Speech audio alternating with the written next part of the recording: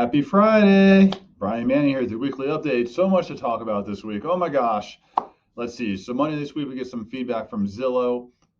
They just have record of new listings. Right now it's down 25%.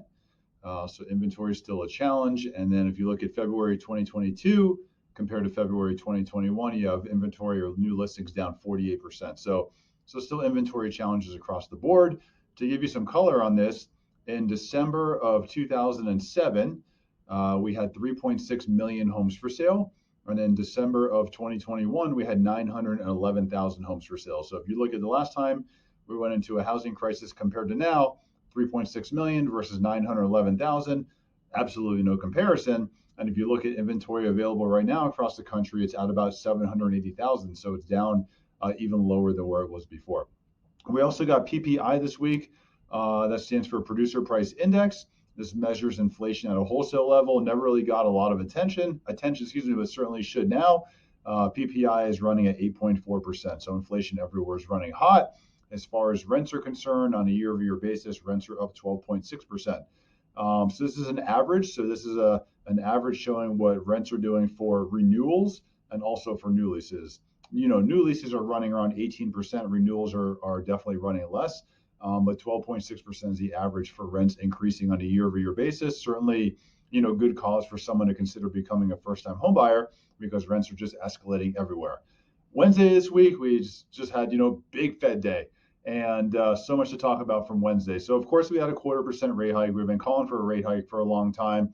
It probably initially would have been 0.5%, but you got the war with Russia and Ukraine now, which is definitely having an impact on global supply chains as well. So you had a 0.25% rate hike. So that was really already priced in. Didn't have much impact because that was what everybody already expected. The question we've been paying close attention to, and anyone that's paid attention to, my mortgage rate update that I did, any of these updates I've been talking about for quite a while, was really the Fed balance sheet. So in this meeting, Jerome Powell, he did say that the balance sheet is going to be addressed in an upcoming meeting. Didn't say when. So my guess is maybe May. We'll have to wait and see what happens. The thing about the balance sheet is that's at over $8 trillion right now. So if the Federal Reserve really jumps into the runoff of the balance sheet, that's definitely going to have an impact on mortgage rates. Right now, though, you look what's happening in the markets as of today, and the Fed rate hike is actually helping us for interest rates. And this is completely counterintuitive. I've talked about this before, but a Fed rate hike does not mean that mortgage rates go up. So the Federal Reserve really has two jobs that they focus on. Number one is they have to make sure that the U.S. economy is staying at full employment. And number two, they have to keep inflation in check. Well, the Fed rate hike at 0.25% is a sign to the markets that the Federal Reserve is now really focused on keeping inflation in check. And there's really an anticipation that we're going to see 6 or 7 more rate hikes this year. So it's counterintuitive, but Fed rate hikes does not mean that mortgage rates are rising as well. Usually it's completely opposite. Typically, a Fed rate hike means that mortgage rates will come down because they're taming inflation. The crazy thing is you look right now at Fed Presidents Buller and Waller.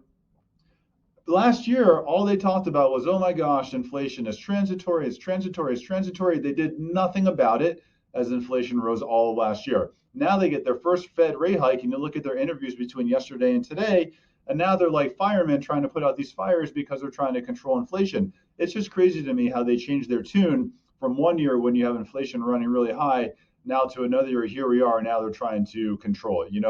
It just kind of shows you the Federal Reserve doesn't always know what they're doing. Certainly is cause for boom or bust cycles because they're always behind the 8 ball on what they're doing there. They also say that they don't see these rate hikes would put us into a recession. But also, if you watched any of my mortgage update classes, if you look at what Greenspan did and you look at what Burns and Volckers had coming through them as far as rates of inflation are concerned, and then taming those rates of inflation with Fed rate hikes, every single time in history, it always led into a recession. So it's kind of crazy what they're doing in the news right now as far as these Fed presidents.